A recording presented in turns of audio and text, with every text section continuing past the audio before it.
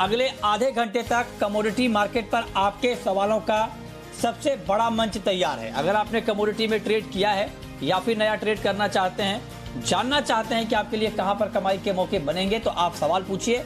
Number जरा आप note कर लें, 02223001634। इसके अलावा आप 02223001635 पर भी अपना सवाल पूछ सकते हैं।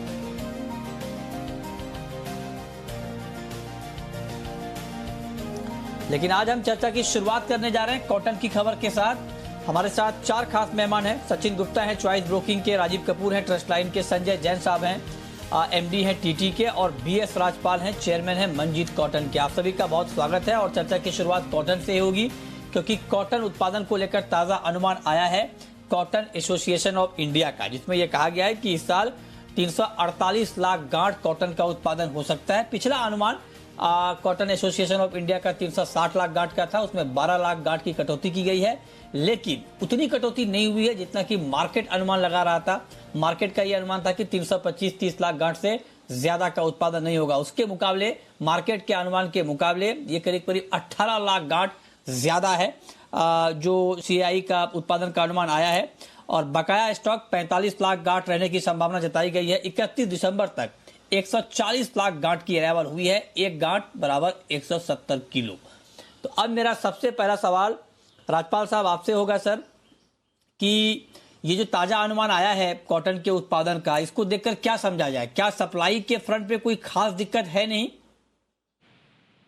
साहब, जो कल का जो उत्पादन का जो आया है फिगर, ये करीब करीब सही है, जो कि 348 के आसपास, 345 से लेकर 348 लाख गांठन तक रहने का है। और भी अगर सही अनुमान निकालना है तो इसके लिए हमें कम से कम 1 महीने का और समय लगेगा। सही और अंदाज 1 महीने के बाद ही लग पाएगा, क्योंकि अभी पूरा हमारा सर्वे चल रहा है। बट अभी तक का जो सर्वे हुआ उसके अंदाज से मोटा मोटा अंदाज यही लग रहा है कि इस साल 10% लगभग जो है उत्पादन कम रहेगा, जो कि 345-348 लाख गठान तक होने की संभावना है। और अगर हम अगर हम पुराना डाटा देखें लास्ट 5 ईयर का, तो अभी तक 31 दिसंबर तक हर साल करीबन 1 करोड़ 20 लाख की अराइवल रहती है, जो कि अभी 1 करोड़ 40 लाख तक की आ चुकी है। अगर यूं देखा जाए तो लास्ट ईयर की तुलना में अराइवल बढ़ी है। उसका एक सबसे बड़ा कारण ये भी है कि फार्मर्स को बहुत एक रिकॉर्ड प्राइस मिल रहा है, तो इसलिए फार्मर्स ने भी माल बेचने के लिए मार्केट में लेके आया है। इसका एक कारण है सबसे बड़ा, जो है आवक बढ़ने का। बट अगर हम जहाँ तक क्रॉप का सवाल है, जैसा मैंने पिछली बार भी बोला था, लास्ट ईयर से जरूर कम है, 10% के आसपास कम है। और सही अंदाज जो है अगले हमको एक नेक्स्ट मंथ तक इसका अंदाज लग जाएगा। अच्छा, मतलब आप ये कह रहे हैं कि अराइवल जो है वो लास्ट ईयर के मुकाबले ज्यादा है, और वो इसलिए ज्यादा है क्योंकि किसानों को अच्छा भाव मिल रहा है, इसलिए किसान ला रहे हैं। तो ऐसे में संजय जी, अब मैं आपसे पूछना चाहता हूं कि 10% कमी की बात कॉटन के उत्पादन में हो रही है। क्या 10% कमी को देखते हुए ये जो प्राइस अभी हम कॉटन का देख रहे हैं सर, ये ठीक है क्या, या मार्केट ओवर रिएक्ट कर रहा है? मार्केट में जो खबरें फैलाई जा रही हैं कि 325-30 लाख गांठ का उत्पादन, क्या वो गलत है क्या, और मार्केट ओवर रिएक्ट कर रहा है क्या? 10% तो बहुत बड़ी कमी नहीं है सर मेरे ख्याल से। पहली बात तो कमी जो है वो 10% से भी कम है। अगर आप लास्ट ईयर का आंकड़ा जो लेते हैं 360 के करीब था, 360-65, तो 5 से 7% की कमी है। और एक बात जो मार्केट को अनुमान में शायद नहीं लिया है, क्योंकि हाल की घटना है, विंटर रेंज जो हुए हैं उससे भी अनुमान है कि जो लास्ट की थर्ड पिकिंग फर्दल होती है उसमें बढ़ावा होगा, इंक्रीज होगा, जिससे क्रॉप साइज थोड़ी बढ़ेगी। तो पहले जो मेरा अनुमान 340 लाख का था, वो अब मैं पर्सनली भी ये सोचता हूँ 45 से 48 लाख के बीच में होगा। सीआई के फिगर के मैं हूँ। दूसरी बात, अगर हम इस टाइप की तेजी को जो सपोर्ट कर रहे हैं, ये 5-7% क्रॉप फेलियर, इसमें 2 बातें बोलना चाहूंगा। पहली बात, अगर क्लोजिंग स्टॉक 45 लाख गांठ भी रहता है, तो अगर आप पिछले साल को छोड़ दें जब कोविड ईयर था, सीसीआई के पास बहुत स्टॉक था, तो इंडिया का क्लोजिंग स्टॉक हमेशा 35 से 40 लाख ही रहा है बहुत वर्षों तक। तो ऐसा नहीं कि हमारा क्लोजिंग स्टॉक पहले के वर्षों से एवरेज से कहीं कम है, उससे ज्यादा ही प्रोजेक्टेड है।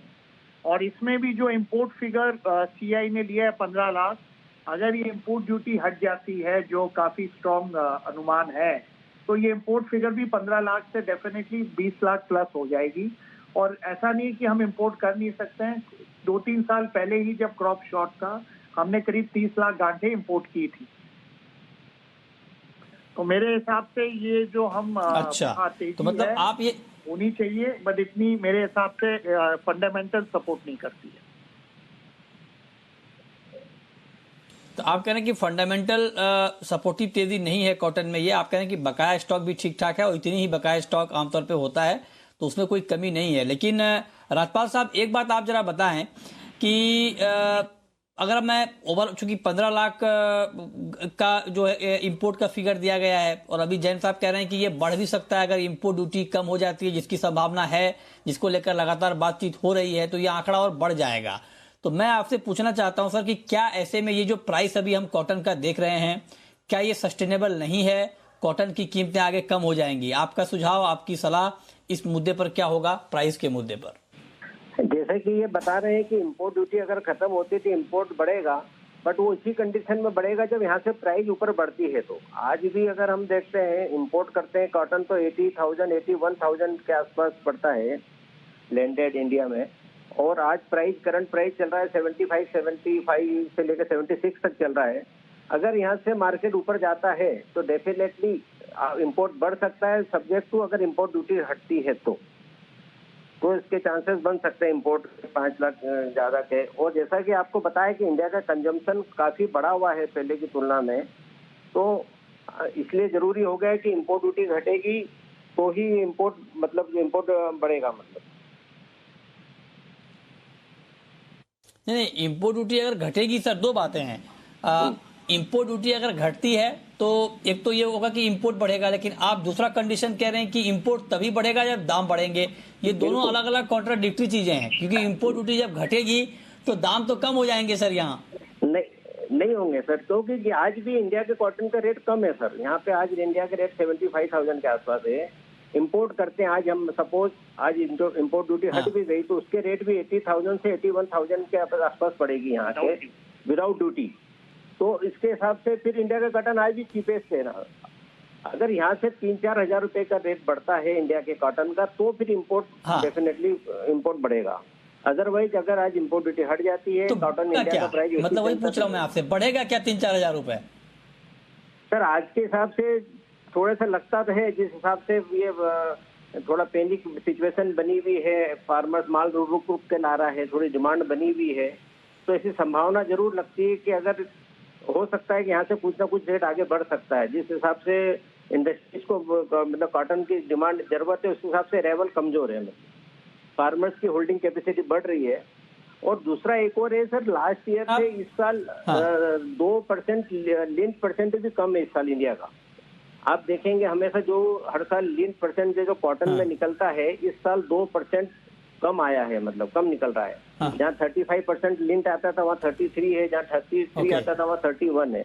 तो इस साल लिंट परसेंटेज भी कम है, मतलब ये एक महत्वपूर्ण मुद्दा है। अच्छा। मतलब ठीक। अच्छा जैन साहब, आप इत्तेफाक रखते हैं क्या राजपाल साहब की बात से? राजपाल साहब कह रहे हैं कि हाँ तेजी की गुंजाइश तो बनी हुई है, लेकिन आप कह रहे हैं कि जस्टिफाइड नहीं है तेजी। देखिए शॉर्ट टर्म में कौन क्या करता है, देखिए वो सिर्फ फंडामेंटल से नहीं चलता है, इसलिए मैं नहीं कमेंट करूंगा। लेकिन एक बात जरूर ऐड करूंगा, राज साहब जी ने कहा कि इंपोर्ट तभी ज्यादा बढ़ेगा अगर इंडिया की रुई और बढ़ती है। इससे मैं अग्री नहीं करता हूँ। इसके दो कारण हैं।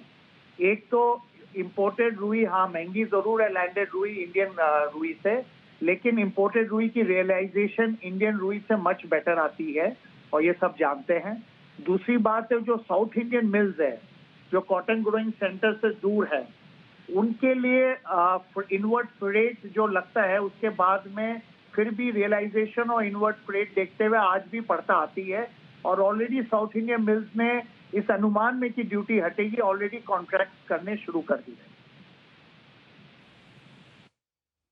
अच्छा अच्छा, ठीक है। तो मतलब आप कह रहे हैं कि दाम घटेंगे क्योंकि इंपोर्ट बढ़ेगा, और अलग अलग राय हैं, देखते हैं कि आगे मार्केट क्या रिएक्ट करता है। बहुत शुक्रिया जैन साहब आपका और राजपाल साहब आपका हमारे साथ जुड़ने के लिए और कॉटन के मुद्दे पर बातचीत करने के लिए। लेकिन आगे बढ़ते हैं, रुक करते हैं अब अगली खबर का। अगली खबर ये है कि बजट 1 फरवरी को पेश होना है, उससे पहले अलग अलग इंडस्ट्री अपनी डिमांड कर रही है अपने अपने सेक्टर को लेकर। तो ज्वेलरी इंडस्ट्री ने कुछ डिमांड की है और ज्वेलरी इंडस्ट्री ने ये कहा है कि हालांकि ये डिमांड पता नहीं ये जीएसटी काउंसिल का मामला होता है, लेकिन फिर भी जेम्स एंड ज्वेलरी काउंसिल ने कहा है कि जीएसटी 3% से घटाकर गोल्ड पर 2.25% कर दिया जाए।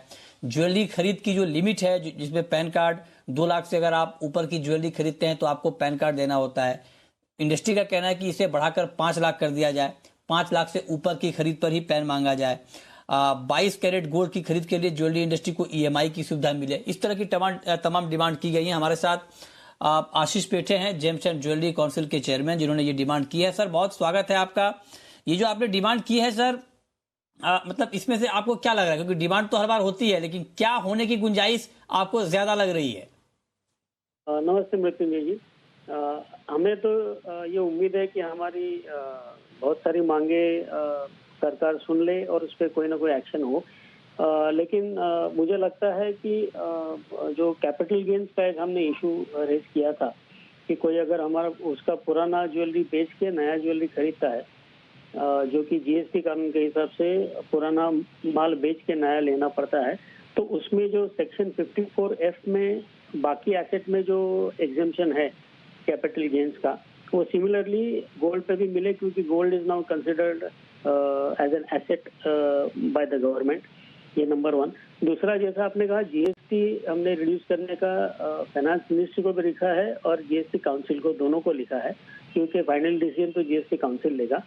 लेकिन जब ये जीएसटी का कानून बन रहा था और जो परसेंटेज ऑफ टैक्सेशन आ रहा था, तब ये रेवेन्यू इक्विवेलेंस का जो प्रिंसिपल यूज किया था, तब गोल्ड में सिर्फ 1 से 1.25% का ही टैक्स लगता था, क्योंकि एक्साइज में 10 करोड़ के नीचे वालों को एग्जेम्पशन था।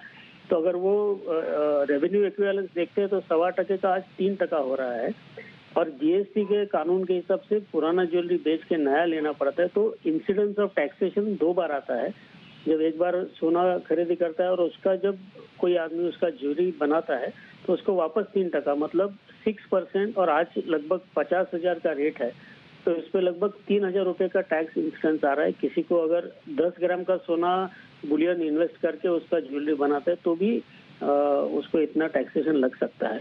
तो अगर ये जीएसटी कम हो जाएगा तो ये बेनिफिशियल होगा। दूसरा सबसे इम्पोर्टेंट बात हमने कहा है कि गोल्ड मोनेटाइजेशन स्कीम जो अभी रिवैम्प करके गवर्नमेंट ने अनाउंस की है, उसका हमने स्वागत किया है। हम भी उसकी फॉर्मेशन में हमारा भी सजेशन इंक्लूड किया गया है, जैसे कि ज्वेलर्स को इंक्लूड करना। लेकिन उन्होंने एक इम्पोर्टेंट चीज यहाँ पे हमने उनको सजेस्ट की है कि अगर 500 ग्राम तक कोई गोल्ड मोनेटाइजेशन स्कीम में इन्वेस्ट करता है, क्योंकि सोना अपने यहाँ पे पुरखों से सोना रहता है, तो उसका परचेज का प्रूफ होना या सोर्स ऑफ इनकम होना ये डिफिकल्ट है। रीजन है, गिफ्ट में भी बहुत बार आता है। तो अगर कोई इन्वेस्ट करता है, कोई फैमिली 500 ग्राम तक, तो उसको कोई इंक्वायरी या कुछ क्वेश्चन ना पूछा जाए, ताकि मैक्सिमम लोग इसमें इन्वेस्ट करें। और अगर जीए में सक्सेस होता है तो हमारा डिपेंडेंस ऑन इंपोर्टेड गोल्ड कम हो जाएगा, बैलेंस ऑफ पेमेंट पे जो प्रेशर है वो कम हो जाएगा। तो it will be a win-win all for all. एक 2-4 चीजें। एक छोटा सवाल सर पेठे जी, एक छोटा सवाल मेरा आपसे और होगा कि इंपोर्ट ड्यूटी को लेकर आप लोगों ने कुछ नहीं कहा, ऐसा क्यों? या आप कुछ आगे प्लान कर रहे हैं कहने का? इंपोर्ट ड्यूटी कम होनी चाहिए क्या गोल्ड पे? हम बहुत या बढ़नी चाहिए? इंपोर्ट ड्यूटी के बारे में बात कर रहे थे और सरकार ने लास्ट ईयर हमारी बात मानी है और लास्ट ईयर हमको एक तोहफा दिया है। तो ये तो हमारा ये मानना है कि इंपोर्ट ड्यूटी लगभग 4 से 5% तक आनी चाहिए। That is a fair value. लेकिन अभी लास्ट ईयर उन्होंने कम किया है, इंडस्ट्री को सपोर्ट किया है, तो हम धन्यवाद देते हैं। अगर 4, 4.5, 5% मैक्सिमम तक आ जाती है तो इट विल बी बेस्ट। आज अभी 7.5% है और सरचार्ज मिला के 10% के आसपास जाता है। सो अगर कम होता है तो most welcome, but that is not our primary requirement. ठीक बात है। हाँ, चूंकि पिछली बार ही कट हुई है तो बार बार बैक टू बैक 2 बजट में ड्यूटी कट होना ठीक बात है। चलिए, बहुत शुक्रिया सर आपका पेठे जी जुड़ने के लिए, अपनी डिमांड रखने के लिए। देखते हैं इसमें क्या क्या कौन कौन सी डिमांड आपकी पूरी हो पाती है। चलिए आगे बढ़ते हैं। अब हम बात करते हैं आज के मार्केट की, और इस वक्त क्रूड में 71 रुपए की तेजी है, 6,332 का लेवल है। बहुत अच्छी तेजी हमने देख ली है। 7 साल की ऊंचाई पर है ब्रेंट क्रूड का भाव। तो राजीव जी जरा आप बताएं कि क्रूड का मार्केट अभी और ऊपर जाएगा और एमसीएक्स पर खास करके क्या अभी 50-60 रुपए या 100 रुपए अपसाइड टारगेट के लिए बाई करके चलना ठीक रहेगा क्या कच्चे तेल में, क्रूड में? गुड इवनिंग मृत्युंजय जी। देखिए, लगता है कि अभी यहाँ से 20-25 रुपए की अगर कोई गिरावट आती है क्रूड ऑयल में तो खरीदने का एक मौका रहेगा और हमें लगता है भाव जो है 6380 से 6400 तक जो इंडियन मार्केट में जा सकते हैं। हालांकि यूएस मार्केट में जो डॉलर टर्म्स में जो ऑयल ट्रेड हो रहा है वो अक्टूबर 21 के उच्चतम स्तर के आसपास ट्रेड हो रहा है और ऐसा पीछे भी देखा गया कि जो पिछला हाई होता है उसके आसपास बाजार थोड़ा ठहराव भी दिखाता है। बट मुझे लगता है वापस जो हमारा रुपया कमजोर हो रहा है डॉलर के मुकाबले में वो सभी कमोडिटीज को थोड़ा बेनिफिट देगा। तो ऑयल मुझे लगता है कि एक बार 6400 के स्तर को छू सकता है। ठीक है। अच्छा, गोल्ड पर सचिन जी आपका व्यू? अभी गोल्ड का जो प्राइस है वो बहुत ही रेंज में ट्रेड कर रहा है, 20-21 रुपए नीचे है, 47,900 के नीचे ट्रेड कर रहा है। आज क्या किया जाए गोल्ड में? गुड इवनिंग मृत्युंजय जी। बिल्कुल, गोल्ड और सिल्वर दोनों ही जो है काफी दायरे में ट्रेड करते हुए नजर आ रहे हैं। इवन नॉट इवन टुडे, पिछले कुछ दिनों से हम देख रहे हैं कि एक टाइट रेंज जो है वो गोल्ड और सिल्वर में दोनों में बनी हुई है। बट गोल्ड की अगर स्पेशली हम बात करें तो काफी ऑलरेडी हमें लगता है कि बॉटम के आसपास में ट्रेड कर रहा है। 47,300 जो है एक अच्छा सपोर्ट जोन बना हुआ है। वहीं हायर साइड में एक हर्डल है 48,200 के आसपास में। आज के ट्रेडिंग प्रोस्पेक्ट से अगर बात करें तो हमें लगता है एक बार बाय ऑन डिप्स की स्ट्रेटेजी रख सकते हैं, बिकॉज गोल्ड में जो ओवरऑल हमें लगता है कि बाइंग ही करना चाहिए इन लेवल्स पे। तो अप्रोक्सीमेटली यहाँ से करीब 80 to 100 पॉइंट्स का डाउनफॉल आता है। दैट मींस अगर प्राइसेस जो है 47,800 810 के आसपास मिलते हैं तो वहां से बाय इनिशिएट कर सकते हैं। 47,650 का एक स्टॉप लॉस रहेगा। हायर साइड में हमें लगता है एक बार 48,100 200 तक के टारगेट्स जो है वो गोल्ड में देखने को मिल सकता है।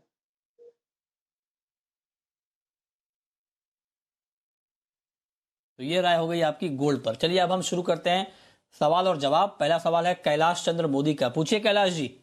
Good evening sir. सर मैंने कॉपर के 3 लॉट परचेज कर रखे हैं, बाई कर रखे हैं 751.25 में। क्या करना चाहिए? किस भाव पर? 751.25। अच्छा राजीव जी बताइए, 3 लॉट बाइंग है कॉपर में इनकी, क्या करना चाहिए इनको? थोड़ा ऊंचे स्तर पे बाइंग है इनकी। देखिए, 2 स्ट्रैटेजीज ये अपना सकते हैं। 735 अभी तक एक बहुत इंपॉर्टेंट सपोर्ट की तरह कॉपर में निकल के आया है।